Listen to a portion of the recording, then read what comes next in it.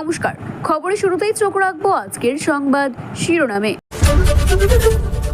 মানুষ আর কত সহ্য করবে? ছুটি ঘোষণা করুন।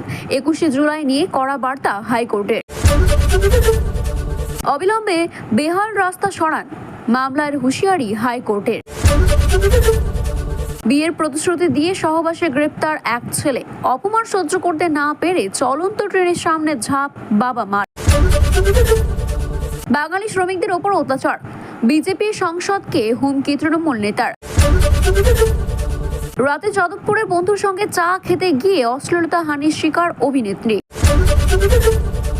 জীবদ্দশায় একজন শিল্পীকে সময় দেন মহাত্মা, লন্ডনে গান্ধীর ছবি বিক্রি প্রায় 2 কোটি টাকা। ভিডিওটি ভালো লেগে থাকলে এইরকম আরও নতুন খবরের তথ্য জানতে চ্যানেলটিকে সাবস্ক্রাইব করুন এবং বেল আইকনটি ক্লিক করুন। ধন্যবাদ। বিস্তারিত জানতে চোখ রাখবো আজকের প্রথম খবরের দিকে। 21শে জুলাই ধর্মতলা শাসক দলে শহীদ সমাবেশকে কেন্দ্র করে কলকাতা হাইকোর্টের সামনে দায়ের করা হয়েছে। এই মামলায় রাজ্যের পুলিশ প্রশাসনকে তীব্র কটাক্ষ করে আদালত। বিচারপতি তীর্থঙ্কর ঘোষের মন্তব্যে মানুষ আর কতদিন সহ্য করবে? 21শে জুলাই সরকারি ছুটি ঘোষণা করে দিন, তাতে অন্তত সাধারণ মানুষের ভোগান্তি কমবে। পাশাপাশি বিচারপতি বলেছেন অন্য মিটিং বন্ধ করে দেব। সামনে বছরে 21শে জুলাইয়ের জন্য অন্য 2টি বিকল্প জায়গার নাম জানান আপনারা। রাজ্যের শাসক দলের পক্ষে আইনজীবী বিশ্বরূপ ভট্টাচার্যের বক্তব্য, এই মামলাটি রাজনৈতিক উদ্দেশ্য প্রণোদিত, অর্থাৎ 21শে জুলাই সভা নিয়ন্ত্রণ করার জন্য এই মামলা দায়ের করা হয়েছে। তখন বিচারপতি তীর্থঙ্কর ঘোষ পাল্টা প্রশ্ন করেছেন, একটা রাজনৈতিক উদ্দেশ্য প্রণোদিত সেটি আপনাদের কেন মনে হচ্ছে? এখানে তো কোথাও 21শে জুলাই অনুষ্ঠান বন্ধ করার কথা বলা হয়নি। যান চলাচল স্বাভাবিক রাখার জন্য আবেদন করা হয়েছে। রাজ্যের আইনজীবী বলেছেন, প্রধানমন্ত্রী বা রাষ্ট্রপতি এলেও যান চলাচল নিয়ন্ত্রণ করা হয়। এই অনুষ্ঠান 3 দশক ধরে চলে আসছে, এবিন নতুন নয় এই সব কিছু। 1993 সালে 21শে জুলাই কংগ্রেসের কর্মীরা সচিত্র ভোটের কার্ডের দাবিতে রাইটার্স বিল্ডিং অভিযান করেছিল। অভিযানে গুলি চালাচাল হয়। সেই ঘটনায় 13 জন কংগ্রেস কর্মীর মৃত্যু হয়। বর্তমানে মুখ্যমন্ত্রী মমতা বন্দ্যোপাধ্যায় তখন ছিলেন যুব কংগ্রেসের নেত্রী। তিনি ওই অভিযানে আহ্বান করেছিলেন। সেই দিন তিনিও আহত হয়েছিলেন। 13 জনের মৃত্যুকে স্মরণ করে প্রতি বছরই ধর্মতলায় ভিক্টোরিয়া হাউসের সামনে এই সভা করেছেন মমতা বন্দ্যোপাধ্যায়। অন্যদিকে এই দিনের শুনানিতে 21শে জুলাই শহীদ সমাবেশের ফলে জনজটের সমস্যা হবে কি না সেই বিষয়ে স্পষ্ট উত্তর দিতে পারেননি আইনজীবী বিশ্বরূপ ভট্টাচার্য। তিনি বলেছেন, এটি নিয়ে মামলাকারী জনস্বার্থ মামলা করতে পারতেন। ভরা বর্ষায় রাজ্যের রাস্তাঘাটের বেহাল অবস্থা নিয়ে বিক্ষোভ প্রকাশ করেছেন স্বয়ং কলকাতা হাইকোর্ট। এই রাস্তাগুলি হাল ফেরানোর ব্যবস্থা না করা হলে স্বতঃপ্রণোদিত মামলা করার হুঁশিয়ারি দিল আদালত। বিভিন্ন জায়গায় রাস্তার দুর্দশার কারণে অনেক সময় দুর্ঘটনা ঘটে থাকে, হেনস্থার শিকার হতে হয় সাধারণ মানুষজনকে। এবার সেই সমস্যা উঠে এলো হাইকোর্টের এজলাসে। বৃহস্পতিবার বিচারপতি সৌমেন সেন এবং বিচারপতি স্মিতা দাসদের ডিভিশন বেঞ্চে হাওড়ার বালি সাপুইপাড়া দীর্ঘদিনে জল জমার সমস্যার সমাধান হচ্ছে না বলে রাজ্যের আইনজীবীর উদ্দেশ্যে ক্ষোভ উগড়ে দেন তিনি। বেঞ্চ বলেছেন, রাস্তাঘাটের বেহাল অবস্থা, অবিলম্বে ঠিক করুন সেগুলি। 2 সপ্তাহের মধ্যে রিপোর্ট দিন, না হলে আমরা স্বতঃপ্রণোদিত মামলা করতে পারি। বিষয়টি নিয়ে বিচারপতি সৌমেন সেন বলেছেন, তারাতলা থেকে জোকা ও বাটানগরের রাস্তার বেহাল অবস্থা অবিলম্বে ঠিক করার ব্যবস্থা করুন। আদালতের পর্যবেক্ষণে রাস্তার খারাপ অবস্থার জন্য সাধারণ মানুষের চরম ভোগান্তির মধ্যে দিয়ে যাচ্ছে। আদালতের মন্তব্য, রাজ্যের মানুষ যাতে স্বস্তি পান সেই দায়িত্ব প্রশাসনের। কোনো আর্থিক সংকটের অজুহাত এই ক্ষেত্রে গ্রহণযোগ্য নয়। তাই সাধারণ মানুষের দুর্ভোগ লগ্ন করতে হবে যত তাড়াতাড়ি সম্ভব। রাস্তায় জল জমা, রাস্তার বেহাল অবস্থা নিয়ে রাজ্যকে সতর্ক করেছেন বিচারপতি। তিনি বলেছেন, এই রাস্তার বেহাল অবস্থা রোগীদের পক্ষে দুর্দশার কারণ। মিথ্যে প্রতিশ্রুতি দিয়ে সহবাসের অভিযোগ, পুলিশের হাতে গ্রেপ্তার হয়েছে ছেলে। সে অপমানে চলন্ত ট্রেনের সামনে ঝাঁপ দিয়ে নিজেদের জীবন শেষ করে দেন তার বাবা মা। ট্রেনের ধাক্কায় দম্পতির দেহ ছিন্ন ভিন্ন হয়ে যায়। রেল পুলিশের সূত্রে জানা গেছে, নিহত দম্পতির নাম জগন্নাথ দাস, যার বয়স 48 বছর, মনিকা দাস, যার বয়স 41 বছর। মর্মান্তিক ঘটনাটি ঘটেছে শিয়ালদার বনগা শাখার বিরাট একটি স্টেশনের অদূরে। মৃতের পরিবারের সদস্যের দাবি, জগন্নাথ দাসের অফিস থেকে তার ছেলে জয়ন্তকে গ্রেপ্তার করে নিয়ে যায় পুলিশ। সে অপমানজনক পরিস্থিতির তীব্র অভিঘাত সামলাতে না পেরে স্ত্রীকে সঙ্গে নিয়ে চরম পদক্ষেপ নিয়েছেন তিনি। এদিকে বুধবার শিয়ালদার আদালতে বাবা মায়ের এই পরিণতি শুনে কান্নায় ভেঙে পড়েছেন ছেলে জয়ন্ত। তাকে ফাঁসানো হয়েছে বলে দাবি করেছেন তার পরিবারের লোকজন। জানা গিয়েছে ওই দম্পতির বাড়ি নিমতা থানা এলাকায় পশ্চিম প্রতাপগড়ে।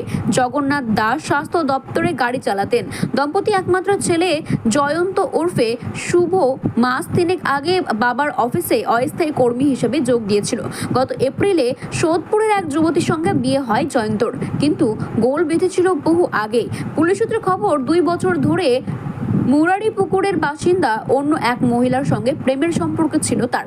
এরপরে গত বছরের নভেম্বর মাসে প্রেমিকা যুবকের বিরুদ্ধে মানিকতলা থানায় বিয়ের প্রতিশ্রুতি দিয়ে সহবাসের অভিযোগ দায়ের করেছেন। সেই সময় পুলিশ মহিলা প্রেমিকাকে থানায় ডেকে ধমক দেয়। তারপরে সবকিছু চুপচাপ হয়ে যায়। কিন্তু চলতি বছর 14 জুলাই ওই মহিলা জানতে পারেন তার প্রেমিক জয়ন্তর বিয়ে হয়ে গেছে। শুধু তাই নয়, এও জানা যায় সহবাসের ফলে অন্তঃসত্ত্বা হয়ে পড়েছিল ওই প্রেমিকা। এরপরেই গর্ভবতী অবস্থায় ওই মহিলাকে ফের মানিকতলা থানায় অভিযোগ দায়ের করেছেন যুবকের বিরুদ্ধে। অভিযোগ পেয়ে মঙ্গলবার জয়ন্তকে গ্রেপ্তার করেছে পুলিশ।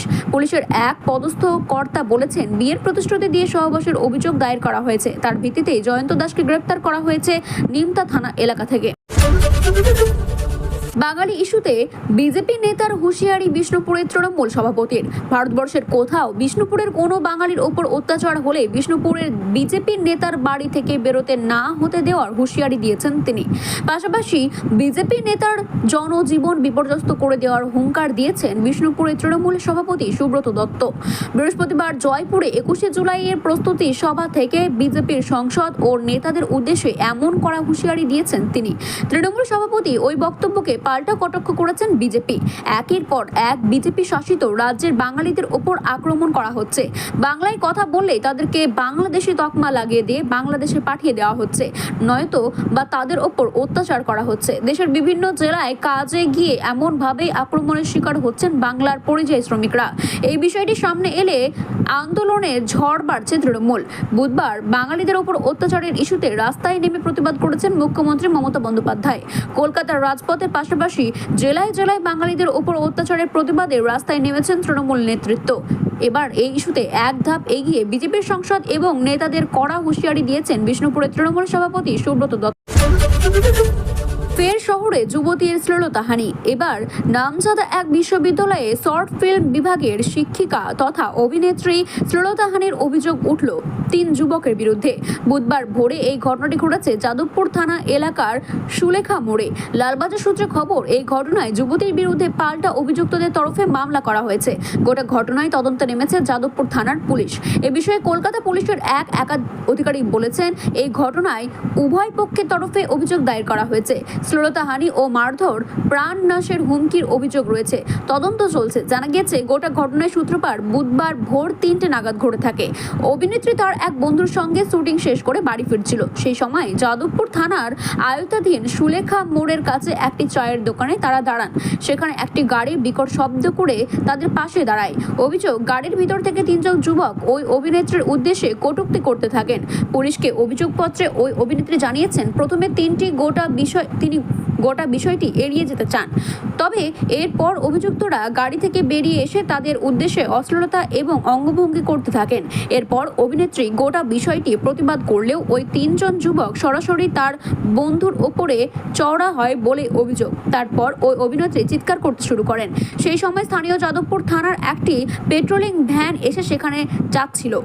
উত্তপ্ত বাক্য বিনিময় শুনতে পেয়ে ঘটনাস্থলে আসে পুলিশ।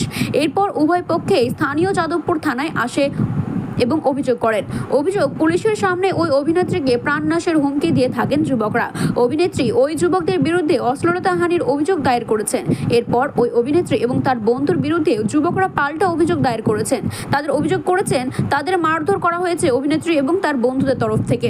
লালবাজার সূত্রে খবর, এই ঘটনায় রাস্তার সিসিটিভি ফুটেজ সংগ্রহ করা হয়েছে। পাশাপাশি এই ঘটনায় উভয় পক্ষের সদস্যদের জিজ্ঞাসাবাদও করা হচ্ছে বলে জানা গেছে। তবে কাউকে এখন পর্যন্ত গ্রেপ্তার করা সালটি তখন 1931। স্বাধীনতার দাবিতে উত্তাল ব্রিটিশ শাসনাধীন ভারত। সেই বছরই দিল্লিকে দেশের রাজধানী করে ব্রিটিশ সরকার। দ্বিতীয় দফায় গোল টেবিলের বৈঠকে যোগ দিতে লন্ডনে গিয়েছিলেন মহাত্মা গান্ধী। সেই সফরকালে আরও একটি ঐতিহাসিক ঘটনা ঘটে থাকে। নিজের প্রতিকৃতি আঁকার জন্য একটি ব্রিটিশ শিল্পীকে সময় দিয়েছিলেন জাতির জনক। সম্ভব্য ওই একজন শিল্পীকেই বা তিনিই একজন ছিলেন যিনি সামনে থেকে তৈলচিত্র আঁকার সুযোগ পেয়েছিলেন। সম্প্রতি সেই বিরল ছবিটি আজ নিলাম হল লন্ডনে। ব্রিটিশ মহিলা শিল্পী ক্লেয়ার লিটনের আঁকা গান্ধীর সেই বিরল তৈলচিত্র নিলামে তুলেছেন বনহ্যামস কোম্পানি। মঙ্গলবার সেটি 1,52,800 পাউন্ডে বিক্রি করা হয়। দারুণ শিল্পী ক্লেয়ার লিটনের আঁকা সেই বিরল তৈলচিত্র এর আগে কখনো নিলামে ওঠেনি। শিল্পীর মৃত্যুর পরে সেটি হাতে পায় তার পরিবার। সম্প্রতি গান্ধীর তৈলচিত্র নিলামে তোলেন বিশ্বের অন্যতম প্রাচীন এই নিলাম কোম্পানি। দাম ঠিক করা হয়েছিল 50,000 থেকে 70,000 পাউন্ড, অর্থাৎ 20,04,648 মার্কিন ডলারের মধ্যে।